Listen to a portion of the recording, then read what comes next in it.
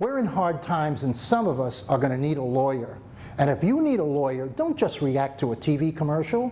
Get a copy of the Lawyers Consumer Directory, which is available absolutely free of charge at any 7-Eleven store throughout Central Florida. The Lawyers Consumer Directory is going to give you real hardcore knowledge on how to hire a lawyer and a lot of information on issues like bankruptcy, foreclosure, and more. Get the Lawyers Consumer Directory. It's absolutely free of charge at any 7-Eleven throughout Central Florida. Are you proud to be Hispanic? Hispanics in Florida now have the first Hispanic car license plate in the United States. Be a proud Hispanic. Put the Hispanic plate on your car. I want to be a doctor. I want to be a scientist. I want to be an engineer. I want to be a police officer. I want to be a professional dancer. By getting the Hispanic plate for your car, you will support scholarships and community programs. Call now or visit HispanicAchievers.org. We're in hard times and some of us are going to need a lawyer. And if you need a lawyer, don't just react to a TV commercial. Get a copy of the Lawyers Consumer Directory, which is available absolutely free of charge at any 7-Eleven store throughout Central Florida. The Lawyers Consumer Directory is going to give you real hardcore knowledge on how to hire a lawyer and a lot of information on issues like bankruptcy, foreclosure, and more. Get the Lawyers Consumer Directory. It's absolutely free of charge at any 7-Eleven throughout Central Florida. Welcome to another edition of Latina's Role Model. My name is Alma Otero and I'll be hosting the show tonight. And today we have the pleasure to meet Brenda Lamberty. As you know, this show is dedicated to the women out there that are making a difference in the community and are doing something out of this life. Since, you know, Latins, especially Latin women, are known to be, you know, stay home, take care of the children, not doing anything out of their life. And you just want to show you that we have role models. Women that are, you know, doing something and they are involved in helping the community. They are doing something to make a difference, and so we have the pleasure to have Brenda today. So tell me a little bit about yourself, Brenda. Hi. Well, it's actually Brenda Lamberty. Yes. I am a comedian. I am an actress, originally from Puerto Rico.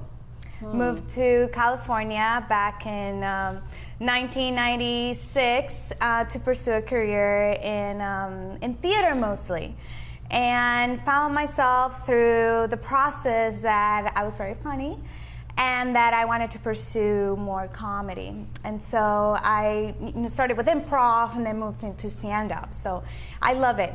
I love it. Yeah. So were you told when you were little that you were funny, or how did that came about? Did you becoming a comedian, get into theater and all that stuff? I was always that clown. I was always the girl, you know, in the group that made them laugh, came out with little words that I made up, you know. Mm-hmm. And my mom, who's the person who knows me the best, she was the one who told me, you know, you really need to go up there on stage and tell your stories, because the way you tell them, you know, they're really funny, but it's just, unfortunately, it's not as easy as going up on stage and just telling a story and making it funny. It takes a lot of work. It takes a lot of practice. You know, as a comedian, you have to write jokes, your own material. You have to try it over and over every day. So it takes a lot of determination and being consistent. Yes.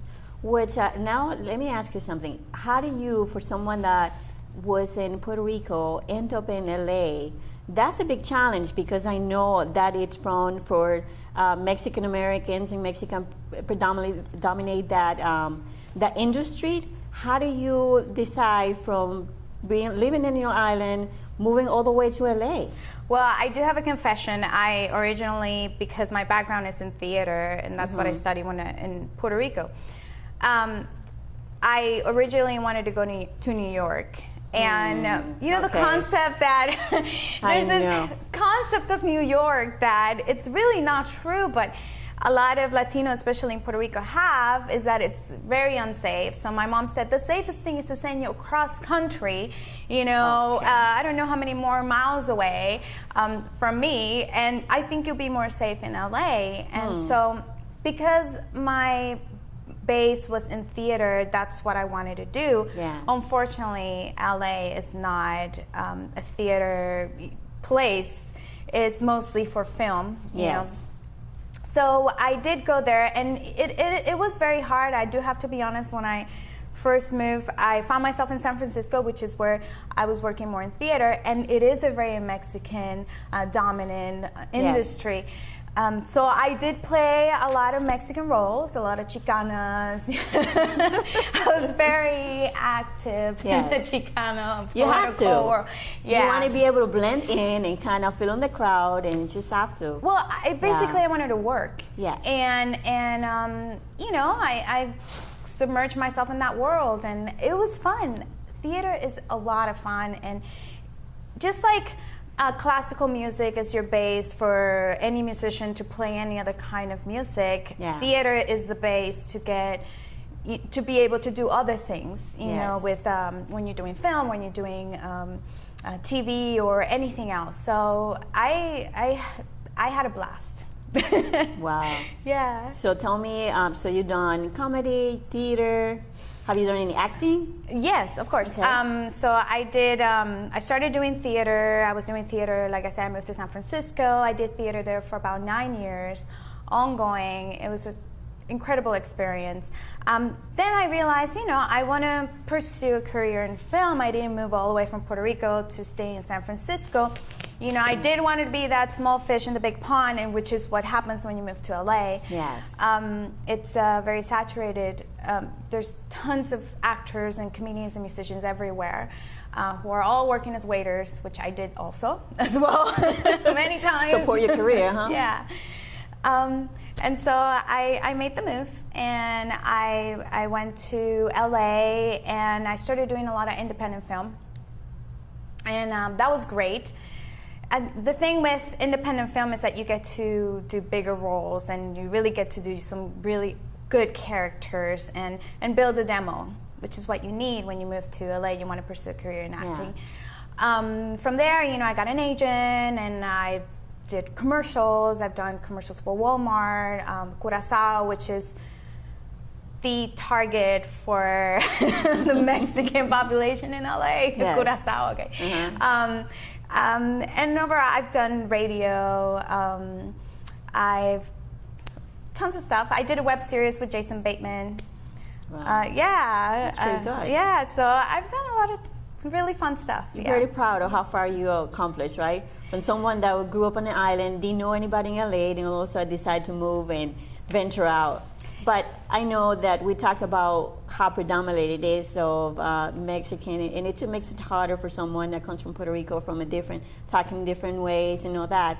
So already that career is very difficult to be known. Mm-hmm. So how do you handle the rejections when you were turned down, when you went to audition after audition and you were told no? Yeah. Slam on the door and then say, no, we don't want you. So how do you handle that? Don't call us, we'll call you. Yes. You know, it's something that you have to deal with every day, especially in LA. I will get sent on auditions. Let's say I have 8 auditions in 1 week, and out of those 8 auditions, I get, imagine just, I was told by a casting director that if you get to that audition, if you get chosen to do that audition, it's already a huge thing, because there's thousands of actors who are submitted with a headshot this big that they see digitally, yes, right? To be chosen to audition. Then if you do pass a callback, which is, let's say out of, they pick 600 actors, then out of the callbacks they only pick 40. Imagine out of thousands you get picked and you're in the 40, mm-hmm, and then you get picked to be on Avail, which is only 3 actors who get to pick on Avail. It's a huge thing to accomplish. That yes, doesn't mean I'm making any money yet. On the contrary, you know. Yes. So it takes a lot of determination. It takes a lot of consistency, a lot of work, a lot of telling yourself, this is it, and if this is not it, it's the next one, and I'm almost there, and it's opening doors for yourself, it's meeting people. Networking is huge. It's huge right now, I feel, in every field, and with acting and comedy and all that, it's bigger. It's who you know, and you have to put yourself out there. You have to really believe in yourself and your product. It's like you look at yourself like you're a business person and you're the product that you're selling. If you don't believe in what you do, you're never going to sell it. Absolutely. Yeah. So. And it's a nice way to say that when you encounter a situation when you were turned down, it just doesn't, you don't lose the momentum in saying, I'm giving up on my career. You just keep going. You can't. You take an audition as another day that I got to practice my craft. That's how you take it. You say, okay, today I'm gonna practice. I'm gonna act for 5 minutes, and I'm gonna give it all. So what and do you that's do? what it is. You look at yourself in the mirror and you said, I think it's funny. All of a sudden you come out with something to say in front of the audience. Well, how do you? with comedy, it's different. I do write my own material because I'm not famous yet, and so I don't have any writers along with me. But I do write my own material, and you know, you practice with your friends sometimes. If you make them laugh, it's a sign. Exactly. Right? This is what comedians do. You either are always taking notes. If you make somebody laugh, you're like, okay, that could be a potential joke. Then you write it down, and then you try it at an open mic. If it works, then it works. If it doesn't work, it doesn't work. You know, and you keep trying it in shows. You know, you practice by yourself with the mirror. You write it down. With me, I deal a lot with my language barrier. Not a barrier, but I'm bilingual, but I'm a native Spanish speaker. So, you know, when I write sometimes, I write in Spanish, and sometimes that does not translate to English. And also, I do my stand-up in Spanish, and I do it in English. And it has to be different, because you're hitting different things. Culturally, you want to really be funny. You want to hit certain jokes here and there to reach every audience. So, yeah, you have to be smart about how you write your comedy. You just practice, and if you get a laugh, you get a laugh, great. If not, you move on. Yeah, that's a good attitude. So how do you see yourself in the next 5 years? I mean, you already started your career very young, and you seems like very determined where you're going. And so I'm assuming that you already have a 5-year plan or something where you see yourself ahead. So what else is going on for you in the future? You know, how are we going to see yourself? My dream, my lifetime dream, has always been to be in a sitcom, and that has never changed. Okay. So that's my ultimate goal. I always see myself that I could be one of those characters in a sitcom, you know, that will forever live. Like, oh, that's the neighbor girl who used to come and make them laugh. So that's my dream. Meanwhile, I have to practice my craft. I will love to now start doing comedy in the Florida area, Orlando, Miami, in the comedy clubs, and be known in the comedy clubs in the area. Yes. I love sketch comedy, so if anybody wants to look me up, I am on YouTube. I have my channel, Brenda Lamberty. I'm also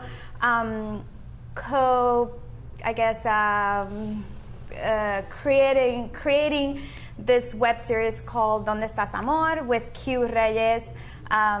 He is this really great producer in LA who's given me tons of opportunities, and I love him dearly. So I've done some web series with him, and so I love doing what I do. So not stopping. I can see your passion. I mean, when you talk about everything that you do, and you have a glow in your face, and how you're expressing about where you're heading, where you've been. So that's very good. Which it leads to this last question. We're almost at the end of the show. Okay. So what is the message that you want to convey to the new generation nowadays that are funny in class, that they see themselves ahead in their future as to becoming another comedian, working in theater? And we know that we need role models, we need mentors, we need people that been there, done that, gone through the struggles. So what is the message you want to leave out to this generation that's starting up the career like you do? To not give up, to not let what other people tell you affect you, to be consistent, to be determined, to study, to read, to be smart about what you're doing, not just do cheap comedy, and just to continue to put yourself out there. Thank you for joining us, Brenda, and this has been another edition of Latina Role Models. Goodbye. Are you proud to be Hispanic? Hispanics in Florida now have the first Hispanic car license plate in the United States. Be a proud Hispanic. Put the Hispanic plate on your car. I want to be a doctor. I want to be a scientist. I want to be an engineer. I want to be a police officer. I want to be a professional dancer. By getting the Hispanic plate for your car, you will support scholarships and community programs. Call now or visit HispanicAchievers.org. We're in hard times, and some of us are going to need a lawyer. And if you need a lawyer, don't just react to a TV commercial. Get a copy of the Lawyers Consumer Directory, which is available absolutely free of charge at any 7-Eleven store throughout Central Florida. The Lawyers Consumer Directory is going to give you real hardcore knowledge on how to hire a lawyer and a lot of information on issues like bankruptcy, foreclosure, and more. Get the Lawyers Consumer Directory. It's absolutely free of charge at any 7-Eleven throughout Central Florida. Are you proud to be Hispanic? Hispanics in Florida now have the first Hispanic car license plate in the United States. Be a proud Hispanic. Put the Hispanic plate on your car. I want to be a doctor. I want to be a scientist. I want to be an engineer. I want to be a police officer. I want to be a professional dancer.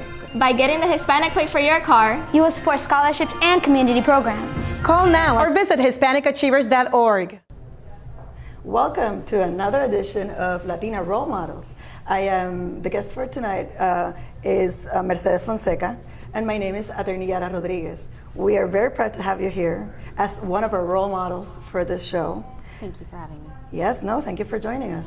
The purpose of this show, for all of you out there watching, is for those little Latina girls growing up to see people like yourself who have been through the strifes of life and have overcome your normal trials, but also as a Latina woman have a special perspective that you can give these little girls and young women watching. So please tell us what do you do? Well, I currently work for Commissioner Pete Clark, who is the Orange County Commissioner for District 3 in Orange County. Okay, and what is your position there? I am his senior aide, and I'm also the Hispanic Outreach Liaison between his office and the community. So you're in a post where you have to deal with politics? Yes. Politicians? Yes. With the community? And you're the face for the commissioner? Yes. Yes. So you have a one-on-one with the community? Yes, and I absolutely love it. So tell us a little bit about your background. Sure. I come from an area of social services, so working with the community is not something that is new Which to area in specific? What was your educational background? Well, I have a liberal studies undergrad and I have an MBA. So I actually kind of fell into the area of social services. Okay. So I did work early on while I was going to school with inner city kids and Wonderful. recognized that I really had a passion for that. So you do know the importance of creating these positive role models Absolutely. in our community. Absolutely. So in doing that, I have worked both the prevention and intervention side, working with youth to the age of 18. So this is actually a very new role for me. It's something that, again, it's not something that I anticipated or had a vision. It's an opportunity. Yes, it was an opportunity, and I said I really enjoy helping people, helping the community, and this is an opportunity that I can do on a larger scale. So tell us a little bit about you in terms of, because you hear this Latina and it's such a big pot, right? So people that just got here from different countries or people that were born here in second generation feel themselves as Latinas. So tell us a little bit about that. How do you see yourself as a Latina? What's your background? Well, my parents are Cuban, so they migrated to this country with their respective families. And as much as they've assimilated to this country, there are still traditions that we hold. Yes. Within our family. Were you born here? I was born and raised here, yes. Yes, here in Florida or here? Here in Orlando. So you're home base. Yes. Wow. Yes, I've lived here all my life. I don't know what it is to live outside of Orlando. Do you speak Spanish fluently? Yes, I do. So your parents were able to keep that bilingual heritage within because that's a big challenge sometimes. Absolutely. Yes, it is. So where did you struggle when you had to go to school and then you go to home and your parents would speak Spanish all the time? They did speak Spanish, although I was the one that wanted to only speak English. And I think where that ability came out a little bit more is when I used to work in Apopka. Okay. And there predominantly worked with Mexican families. Okay. And there are there are different dialects within the Latino community, yes. Correct. And so, although I was pretty shy, I said, well, the only way I'm said right or wrong, there's a teaching opportunity for both of us here. So little by little, I expanded more and more. And how old were you at the time that you decided to work more in your Spanish? You were in your 20s. In my 20s. So all through, and I ask you because I have a 5-year-old. I have this situation at home. He was born in Puerto Rico. He came here and he does understand everything, but he refuses to speak Spanish. He knows tree and whatever, and for you guys out there, there's apps. For example, there's one called Duolingo, which is free. I'm not giving here any commercials, but I have had to sit down with my son to actually practice it because he doesn't want to speak it. So what could you say those parents like myself that are bilingual, how could we keep that alive? You know, continue to encourage him. And I know for me, my grandparents didn't speak English. Any English. So I was forced to speak Spanish. And I'm glad that I stuck with it. And as I saw the population here change, I knew more and more how important it was going to be to not only maintain, you know, the language that's native to my parents, but, you know, to be able to communicate with others that. So how do you see the bilingual, you know, you being a professional, being bilingual, having your master, how does that separate you or set you aside from other professionals? Does it help? Does it not help? Or does it create stigmas? I think that growing up, I was afraid of that stigma, but today I think that it's an opportunity, regardless of what second language you're able to speak. Okay. It's an opportunity because we truly are a melting pot here. Yes, we are. And so, I agree, totally agree. And well, tell us a little bit about what things you had to overcome, other than, you know, it's a little bit, when you go to Latinos that just got here, they're struggling with English, and then you struggled with the Spanish, but still you have that community feeling and that. And so what other struggles throughout your career as a Latina that you can pinpoint and you can see others going through those struggles that you would like to talk about to young women? Advancement is always, it's such a competitive world that we live in. How would you describe advancement though? Professionally, educationally, you know, like going to college and graduating, or after you do that? Well, education and growing up in my home with my parents, education was not something that was an option. We had to study. We had to study. That's how I was raised. And so, despite my desire to take some time off, I was told that was your job, right? That's right. Yeah. So you want to continue to live under my roof? You will go to school. You have to school. Yeah. So that's what I did. Did they tell you that this is your job? You have to go to school? Oh yeah. Because that was I was told that, and I believed it, and I still believe it to this day. So, and I will tell you that had I not done that, I don't know where I would be today if I didn't have the constant, you know, pushing from my dad more so. But I'm glad I did. And when you say pushing, obviously you mean inspiring, but our families, Latino families, and your background, you said you're Cuban. Yes. Me being half Cuban, my father and my family. Myself, I know, and I can differentiate a little bit, but we all we all have in common that we get into each other's lives. Yes, very and much we so. expect a lot of each other. Yes. So that influence of your father being a woman, what examples can you give us? He always, he raised us to, I have an older sister, so he raised us to be independent, to, if we encounter obstacles, you know, we dust our knees and continue forward. I love that. So what would you say to those girls right now, and they're, let's say 11, which is a very hard age, and they're like you. They speak, they hear Spanish, they know it a little bit, and they're not there yet, and they're struggling with some of the things you did. What would you say to them? I would say, don't be deterred by what anyone tells you, and nothing is impossible. So continue to strive and move forward. That is wonderful. Thank you very much for being a role model. It is incredible to see that within the structure of politics, there's women like yourself and working with the community. So I am very grateful that you joined us today, and very thankful that we have role models like yourself. Thank you very much. So there's a lot of struggles when Latino parents that do not know the structure of the educational system here cannot give their sons and daughters the explanation on how to go apply for college, for example, what would you tell them, like specifically? How do you get from point A to point B if you're doing it yourself? I would say seek out your guidance counselor and ask them for their guidance in how to move to the next step.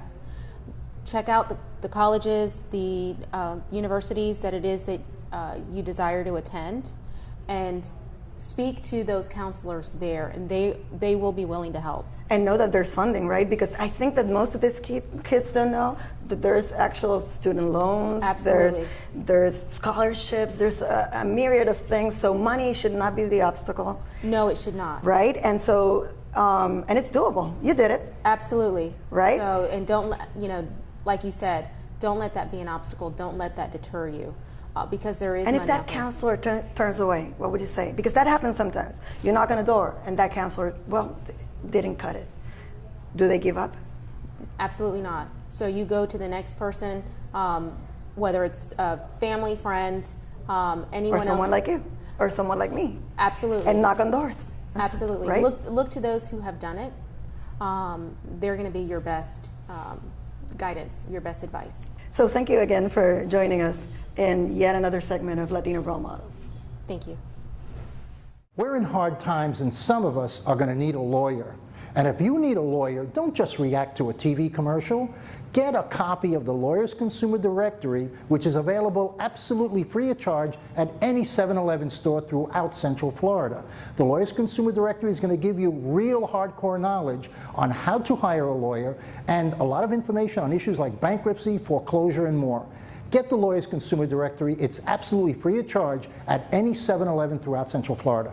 Are you proud to be Hispanic? Hispanics in Florida now have the first Hispanic car license plate in the United States. Be a proud Hispanic. Put the Hispanic plate on your car. I want to be a doctor. I want to be a scientist. I want to be an engineer. I want to be a police officer. I want to be a professional dancer. By getting the Hispanic plate for your car, you will support scholarships and community programs. Call now or visit HispanicAchievers.org. We're in hard times, and some of us are going to need a lawyer. And if you need a lawyer, don't just react to a TV commercial. Get a copy of the Lawyers Consumer Directory, which is available absolutely free of charge at any 7-Eleven store throughout Central Florida. The Lawyers Consumer Directory is going to give you real hardcore knowledge on how to hire a lawyer and a lot of information on issues like bankruptcy, foreclosure, and more. Get the Lawyers Consumer Directory. It's absolutely free of charge at any 7-Eleven throughout Central Florida.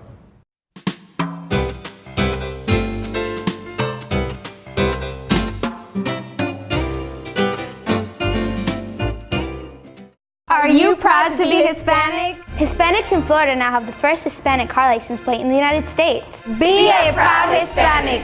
Put the Hispanic plate on your car. I want to be a doctor. I want to be a scientist. I want to be an engineer. I want to be a police officer. I want to be a professional dancer. by getting the Hispanic plate for your car, you will support scholarships and community programs. Call now or visit HispanicAchievers.org. We're in hard times, and some of us are going to need a lawyer. And if you need a lawyer, don't just react to a TV commercial. Get a copy of the Lawyers Consumer Directory, which is available absolutely free of charge at any 7-Eleven store throughout Central Florida. The Lawyers Consumer Directory is going to give you real hardcore knowledge on how to hire a lawyer and a lot of information on issues like bankruptcy, foreclosure, and more. Get the Lawyers Consumer Directory. It's absolutely free of charge at any 7-Eleven throughout Central Florida. Are you proud to be Hispanic? Hispanics in Florida now have the first Hispanic car license plate in the United States. Be a proud Hispanic. Put the Hispanic plate on your car. I want to be a doctor. I want to be a scientist. I want to be an engineer. I want to be a police officer. I want to be a professional dancer.